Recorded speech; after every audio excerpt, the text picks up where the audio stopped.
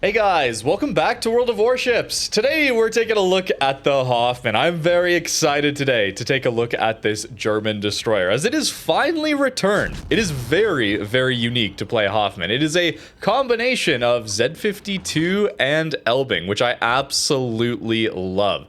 The ship is so incredible. 6-kilometer hydro. Does wonders for your cap contesting ability to deal with enemy destroyers. Yes, Yugumo sat broadside and ate the torpedoes, but we still would have taken them out anyway, given our hydro, and actually pretty solid HE on this ship. What you need to know here is these are essentially Elbing guns with a slightly longer reload, better HE though, without the improved pen angles on the armor piercing. But in return for that downside, we get a full 6-kilometer hydro. So this ship is way better than Elbing at cap contesting, pushing destroyers. And what that results in is a ship that can win a flank as far as the destroyer engagement, which then allows us to go get those broadsides on light cruisers, which this ship absolutely destroys. If you've played Elbing, you know how amazing that armor piercing is, and perhaps how tricky it can be to make use of it when you're the only destroyer on your flank and you get outspotted, that kind of thing. For me, that's always the slightly frustrating thing about playing an Elbing solo. Hoffmann fixes all those problems. I absolutely love playing this ship. And yeah, we don't have the improved pen angles, but assuming we win those destroyer engagements, we can go dark. We have great detection, 6.4 kilometer detect, sneak up on unsuspecting broadsides and absolutely smash them.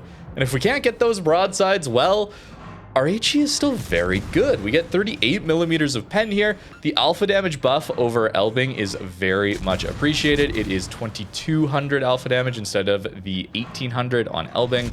Feels a lot better. Even with the slightly worse reload, I like Hoffmann guns quite a lot. Even though in this situation, yes, the AP on Elbing would have been going crazy with those amazing improved pen angles. For me though, it's worth the sacrifice of those pen angles to get the consistency of Hoffmann in just general gameplay with the hydro combination with these main guns. Torpedoes, by the way, also pretty good on this ship. I would argue they are a step up over Elbing. While they don't have quite the alpha damage, there's only 14,400 alpha damage, similar to what we see on Z52. Elbing gets like 16,500 alpha damage. These actually have decent speed. 66 knots base makes them very, very usable. And an 80-second base reload means you're dumping these out constantly. Smoke Hydro gimmick is just absolutely incredible. We're low HP here. Hirugamo would have outspotted us. Probably would have out DPM'd us here too in this case. But no, we have the awareness to smoke up early and he walks into our Hydro. A lot of people will be walking into your Hydro because Hoffmann is a rather rare ship. At least it was, right? Even a 1 off of like 70k damage. Destroyer damage is important, guys. Cap contesting, very important, good for base XP. Hoffmann can carry a lot of games that way by pushing into these caps and bullying the enemy destroyer. Oh, look at a Shimakaze. Absolutely amazing. And he's caught all alone very deep into our Hydro. Hoffmann also gets the nice upper belt plating like Elbing does. It's like 25 millimeters. So a lot of destroyers HE will just shatter off of it. So we have a lot of HP here base already, but it's a surprisingly tanky hull against destroyer HE. If they're smart and load armor piercing, you're going to take a lot of damage then. And we do have lower HP yet than Elbing. Elbing plays a better job of the light cruiser role. We have this a lot in World of Warships where cruisers will try to cross over into battleships like battle cruisers, but they will still have a lot of cruiser characteristics and be designated as the cruiser class. Some battleships will try to cross back into cruisers, for example, as well. Rhode Island, perhaps, is a great example for bringing the utility, that sort of thing. I think Elbing is a bit of the destroyer that crosses over into a light cruiser role, and it'll do a better job of that. Notice the bounces here. We're still getting some citadels here and there into this Worcester. An Elbing would just flat out kill this Worcester instantly. At these angles, regular pen angles, 45 to 60 degree pen angles, aren't quite, it's barely not there. It's just so close. We have more than enough pen. It's 270 mil pen at this range. Absolutely ridiculous. We're still getting good damage, but I think Elbing would have finished him off there. Perhaps I should have been a little more patient, pushed up, and got a better angle. We still managed to help take him out though, which felt very nice. Without the Hydro, trying to push destroyers, a little more awkward, I will say. Trying to time up that Hydro is really important. Fortunately for us, when we are out of our smoke and out of our hydro, this ship actually has improved speed boost. It's got a 180-second duration compared to the standard 120 seconds we see on Elbing. It's still an 8% engine boost, so it's not like that insane, but it does help this ship quite a lot when we are not in our smoke hydro gimmick and we're forced to play a little bit more open water. The guns have a little better firing angles forward, especially. You can fire 2 guns forward at like 18 degrees, something like that. You fire everything forward at 30 degrees. Kiting, it's like 42. It's not so good kiting, but when you're pushing, which oftentimes we're kind of charging at enemy destroyers, smoking up, hydroing, that kind of thing, we can keep ourselves relatively angled that way. Where Elbing has the 2 turrets on the back, right? It's a much better kiter. And forward, you have to give 33 degrees of broadside to fire everything. So some weird differences there. Doesn't play quite the same. For me, I love Hoffmann. I'm so excited to have this thing back in Holiday Convoy. Yes, we should talk about how you get this ship a little bit, as I have done a full deep dive on the Holiday Convoy event. It is very, very good, though. 140,000 tokens will take you a bit to grind out, I will say.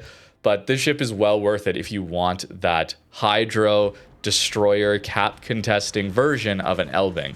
I think it is a more fun version because it feels like you're locked out of fewer games when you just happen to not have a friendly destroyer to spot for you on your flank as an Elbing. Those can be rather challenging. Hoffmann fixes that, as I've already talked about. Though what it doesn't fix, and this is a big problem with this ship that I was rather surprised about in playing it again. I love this ship on release, but the meta has changed a little bit over the last 2 years. This game in particular is a great showcase of that.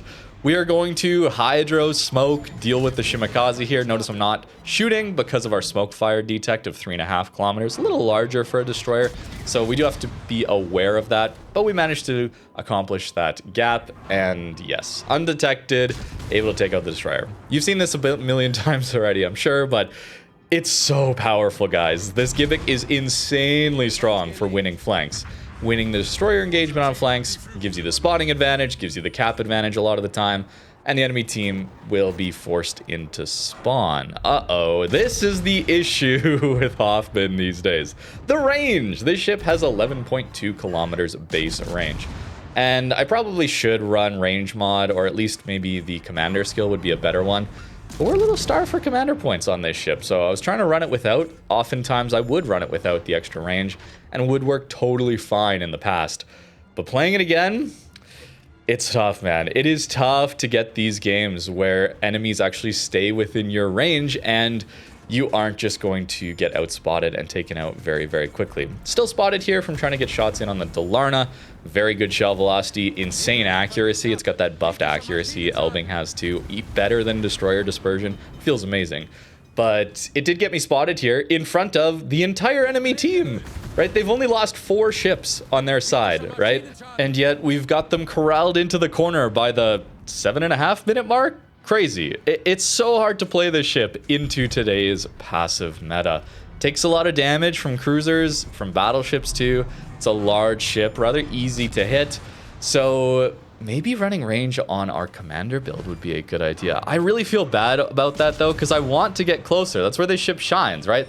Finding sneaky torp angles, dealing with enemy destroyers in the caps, using islands to isolate fights.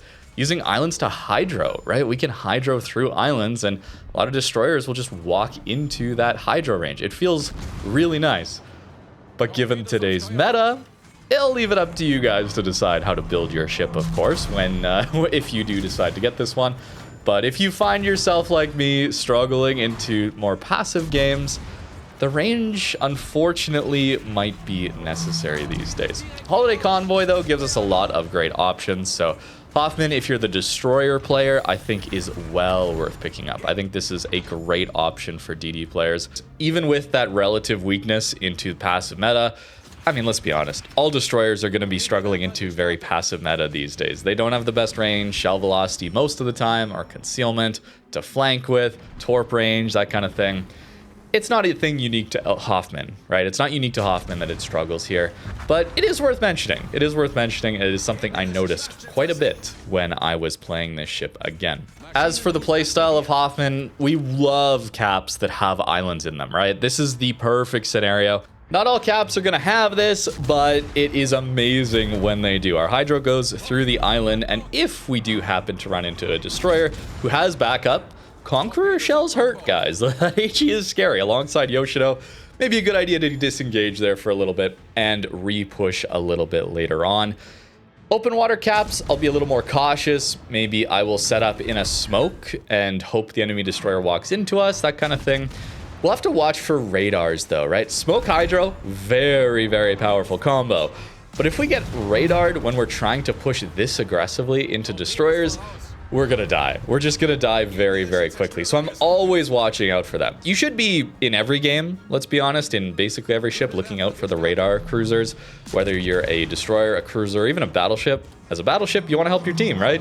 Deal with those radars quickly, helps your destroyers a lot. But when we're playing the DD, we really got to be aware of that, especially when we want to push up and use this Hydro mechanic. Finding the cruiser broadsides as well, very, very nice. Napoli on 12,000, suddenly he's on 6,000. We took nearly half of his HP off there with only 4 shell hits. Crazy stuff. The extra speed here, allowing us to catch Libertad as he turns around. I find Elbing has more zoning torps.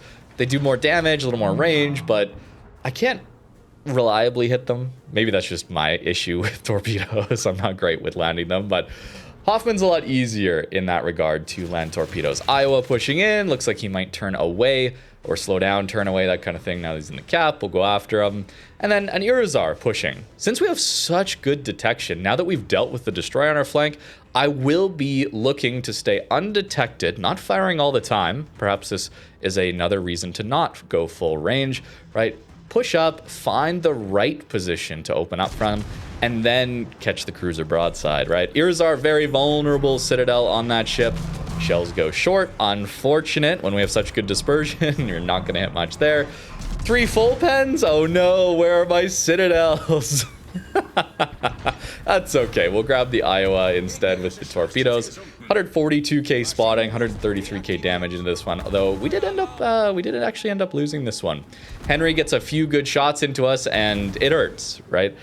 Maybe not the best idea to open water gunboat in this one. I'm not sure. Maybe I'll have to try a few with the range build on the commander for you guys. But it's hard to play this ship today. Destroyers aren't easy, of course, and a big destroyer like this, while very powerful, it can be a tricky one to get full value out of that amazing smoke hydro gimmick without going down. Still though, I think this is my favorite of the large gun caliber destroyers. I love the extra utility on this one. I personally am not an enjoyer of the poor conceal destroyers because they often don't have a Jaeger to spot for them. In this case we do, so it is going to be a lot easier, but usually you don't. I find myself then really struggling to find impact, and then my flank often collapses because I just get outspotted and pushed back slowly.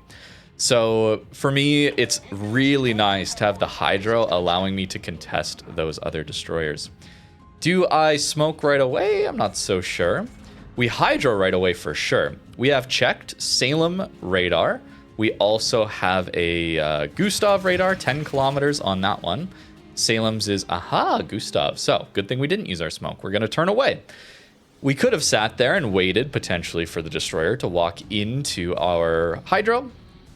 Pretty good plan, but if there's a radar, maybe not the best idea. So, we'll turn around. That is okay. Both Salem's here is a little spooky. I suppose I should have expected that, given it's a division. They only have 8.5 kilometer radar range, though. Another one is Rhode Island. So lots of radars to worry about in World of Warships. Very important you know these distances. It allows you to play around the radars. And you can do that as a DD. I don't find radar that oppressive because I'm always trying to figure out where those radars are first before I go and do anything at all. So we've got 3 of the 4 over here though, so a little bit tricky. Gustav is pushing, but maybe slowing down on that island. So I think I have a little bit of room here to potentially touch the cap on this side. Although we'll have to watch out for that Salem radar. Salem behind this island, Salem behind this island. So they don't have shots right now. Salem probably can arc over this. Yes. Okay, so 8.5 we'll have to watch for. We are spotted. That's fine. It's a Jaeger. Potentially something else here. But you see how I am within 8.3 of the Salem here? That could mean he could radar us. So I'm going to try and reverse away from him. Jaeger probably torped at us, though. So that is a little bit scary. I should angle to that. But I'll get my torps off first. We'll reverse out of Salem radar range. Gustav, I suppose, could have radar range on us here. That Salem will have radar range here very shortly, so I actually have to go forward here. He's probably going to use it now because he is looking to see how far away my smoke is. The timing could not have been worse. I thought he didn't torp because they didn't come through earlier. No! Okay, I eat one. I only have this island as a safety point here. So, Salem is going to shoot at us, probably. And I will have to tuck in here. Yep. I will get 1 AP, maybe 2 AP salvos out. For quad sit, 17k, pretty good. But I have to hide here now. I cannot go forward. My engine is out, so now I actually might drift forward, unfortunately. Yeah, that's tough. I did drift forward too far, so we are going to go down. I played it too aggressive. I should have known better. It's the full radar cap, and we go down very early. First game of the day, though, that's going to happen, guys. Like I said, it's a strong DD, but perfect example of over-aggress into today's matches, and you will die very, very quickly. Now, of course, we could look at the team and think, oh, they're all playing in spawn. That's so annoying. They should have supported me better. That's not what we should take away from that one. The takeaway from that one is I didn't notice or play around my team properly. My team was more passive. Their team was more aggressive. They had more radars. My fault for dying there. That is entirely on me. Sure, there's a world where my team pushes up and I don't die there, but they didn't. I'm only in control of me, right? So I need to play around what I see on the minimap. That is the special sauce of World of Warships. So here's our next game. What do we look for first? Radars. Petro radar, Thor radar. Also some Hydro DDs, Lucian, for example. Their DDs, a lot of them will be outspotting us, not the Elbing though. So we'll have to be a little bit cautious here. Submarine also in this game. And I am going to somewhat aggressively push this cap, but on this side. Notice how most of our team spawned here? It seems like there's kind of like this small gap. Like people spawn here and here. There's a small gap where it feels like they don't really send many through here and through here. That's what it seems like to me. So I will send some random torps out for this Libertad. We will be the spotter in the middle. Notice how we didn't spawn with a teammate.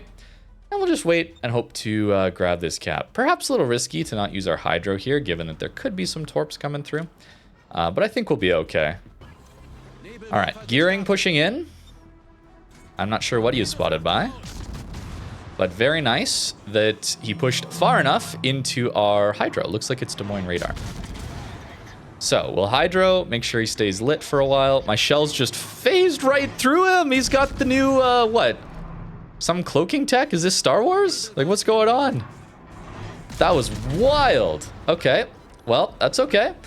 More hits there into the gearing. Feels good. Let's angle to where his torps are coming from, of course. And we do see Elbing spotted, Petro spotted, so we know where the radar is. Thor spotted. So the radars are all down south. Good. So that means we could potentially aggressively play for the north. However, I see personally a Libertad that is extremely low and potentially teammates that can lob it. So I would like for that to happen here. That's what I would like for our team to take out. We got a lot of damage in already.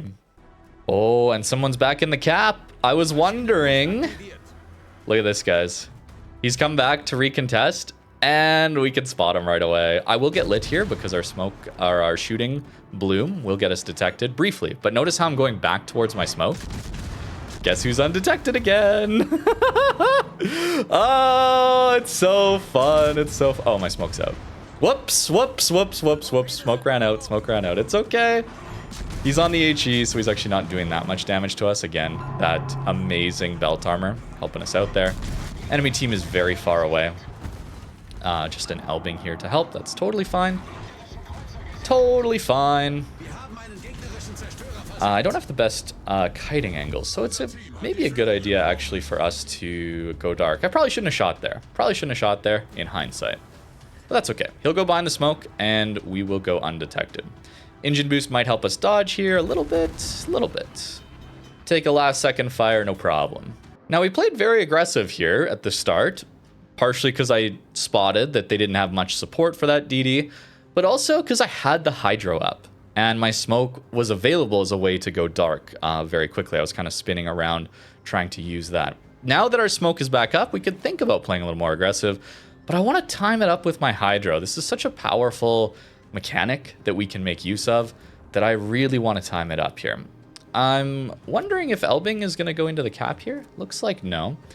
Lucian is in a very difficult spot, so we could just simply open up on this. At these ranges, it's pretty easy to fire our main guns and hit, because that shell velocity is so good, and the accuracy feels amazing. Lucian certainly is one that we could have gimmicked, because we outspot him. Our Hydro is just better.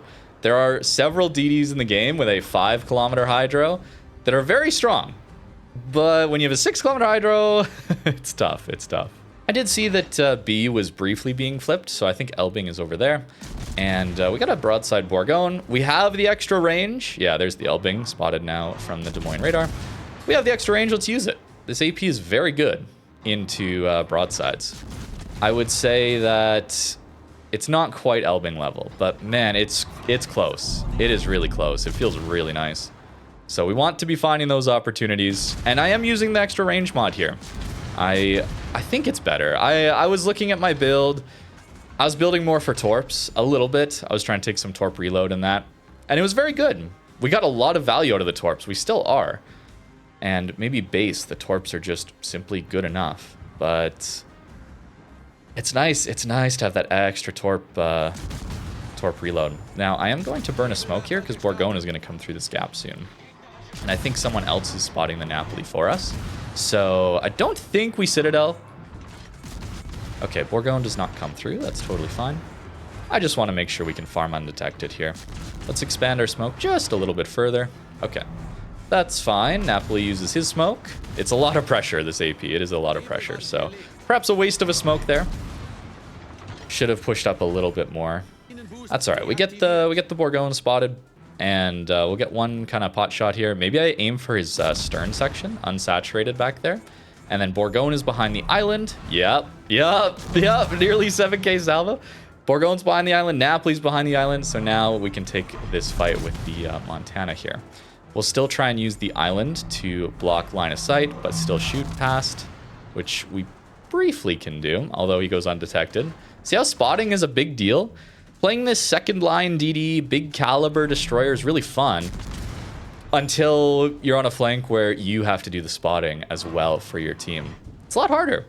And then you got to deal with the enemy destroyer. I've talked about this a lot, but this is the big selling point of Hoffmann, at least for me, is it allows me to deal with that destroyer fight. It allows me to be the spotter for my team a little bit easier than an Elbing, and still have that punchy AP power that I love so much about playing Elbing.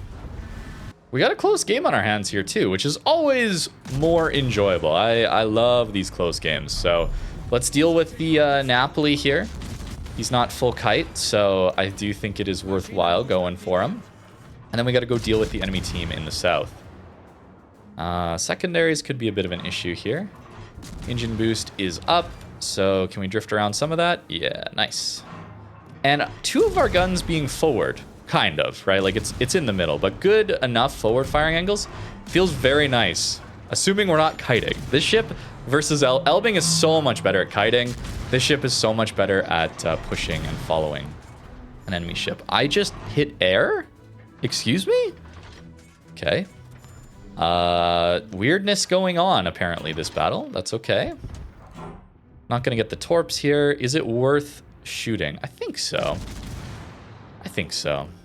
He's probably going to go down to those torpedoes anyway. All right. You know, you'd think given the gunpowder and the utility here that this ship might be slow, but even with an 8% engine boost only here, lasts a long time with the full build here. We're going up over 40 knots. We're fast. We're fast around the map, which also, oh man, it feels good. This ship feels very, very nice to play. All right, it is the Elbing here in B. He's in a bit of a tough spot, unfortunately for him. Is it worth swapping to the AP? He's very broad. I'll try a salvo. I've been shooting a lot of HE into destroyers, of course, and that is because the AP tends to overpen. However, there, it actually got full pens. That's kind of neat. So, Hayate's smoking. Totally fine. Because we go dark, guys. We simply go dark. Now, unfortunate that I do not have my Hydra right now, because we would just end all of these guys in an instant. But that's okay. We get the Hydro in 18 seconds. Let me use my smoke now. And that way, once we get it up, they're just done. They are simply done, guys. There's nothing they can do. I like this ship a lot. I think it's one of the best ones you could get out of this event. And I'm so happy they brought it back. So happy. There we go. Nice. And yoink, number 2 for the double strike. Oh my goodness. Absolutely ridiculous. Love to see it. Love to see it, guys. Love to see it. Good destroyer play is so satisfying. It feels so satisfying.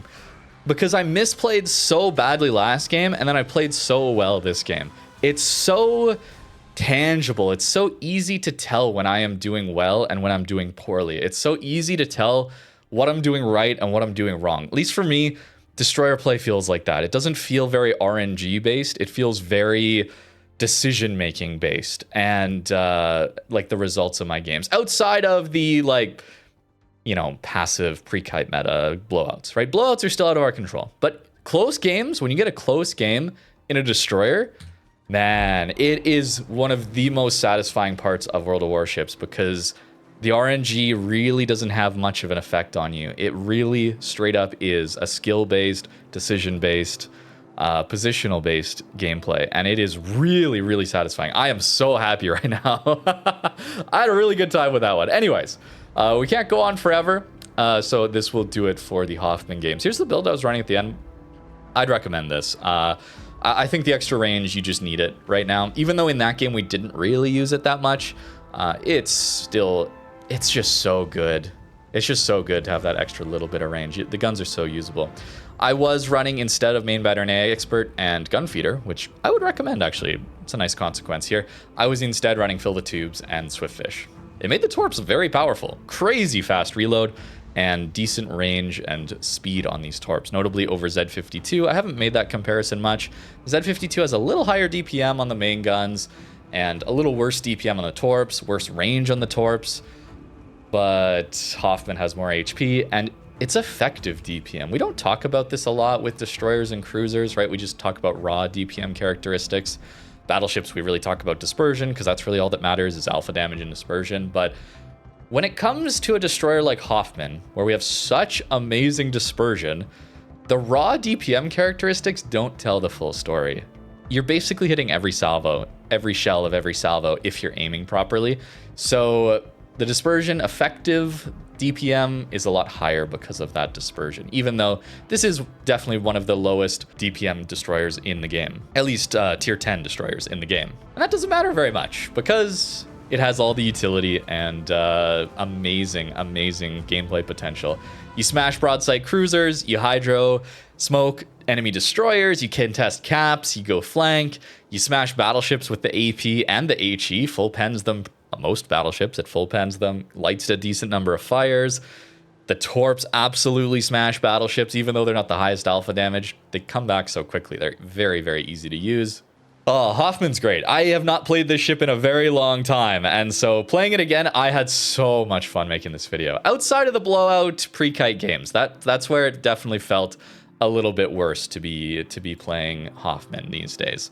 So again, range mod. Nice solution there on the commander. I wouldn't go range on the upgrade slots. No, we want that extra reload for sure, but Hoffmann, so good, so good. It's really your destroyer option, and what a destroyer option it is. So amazing. 140,000 tokens, though, takes a while to grind. That's going to be quite the number of play sessions over the next 6 months, but you can grind this one for free. And of course, if you have a bunch of coal or research points, and yeah, steel too, that one's a little harder to get for a lot of players, I think, you can get this ship a lot easier. I love this event. I'm so happy. Amazing time taking a look at Hoffmann. I hope you guys enjoyed, and let me know what you think about Hoffmann in the comments down below. Thank you very much for watching, and have a great rest of your day.